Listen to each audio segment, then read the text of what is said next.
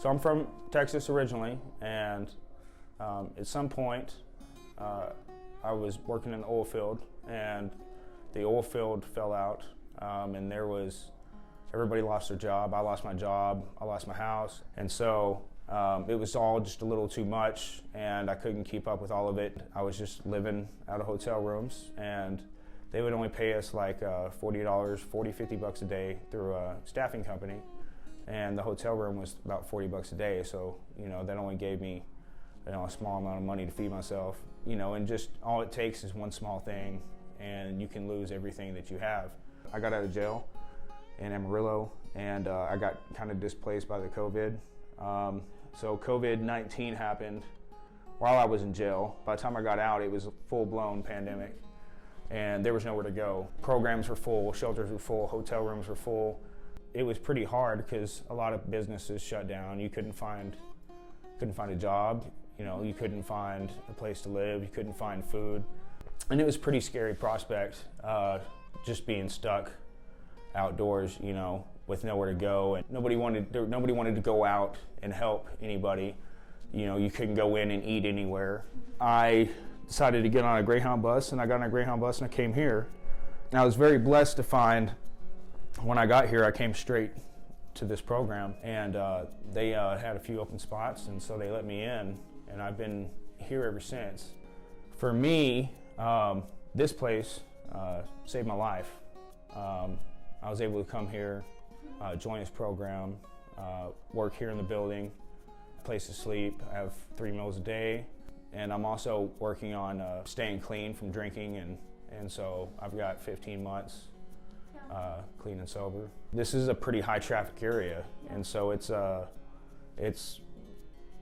one of those things where you just have to try to keep your social distance, and it's definitely a hard thing to try to be homeless during a pandemic.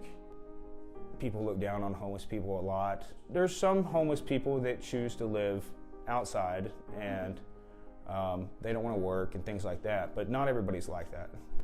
We're all normal people. Like I said, some people have mental health issues, and those people, you have to try to have a bit of empathy, to understand people's situation.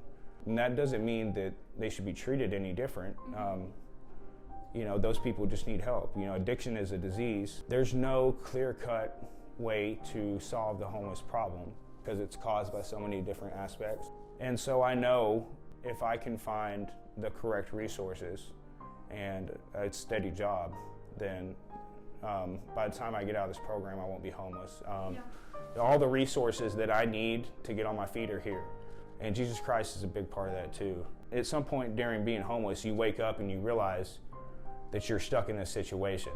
You feel, pretty susceptible to the elements. You have to deal with, the wind, the rain, the snow, the cold, the hot. So Psalms 91, just makes me feel more secure. I feel like, God and Jesus Christ are watching over me, and that they have a plan for me. And that is what eventually led me here. I feel like the Holy Spirit led me here. It was hard at some point to give up control of my life to something I can't see, something non-tangible. Kind of like the wind. I can feel the Holy Spirit, but I can't see the Holy Spirit, I know Jesus died for my sins, but I didn't see it. And so for some people, it's hard to accept that. But at some point, I, cried out for Jesus. I just allowed him into my life. And once I surrendered my life and control of my life to Jesus Christ, he gave me back, it's like he given me back control through him, you know what I mean? So I have to believe in something that's stronger than me because I couldn't do it on my own.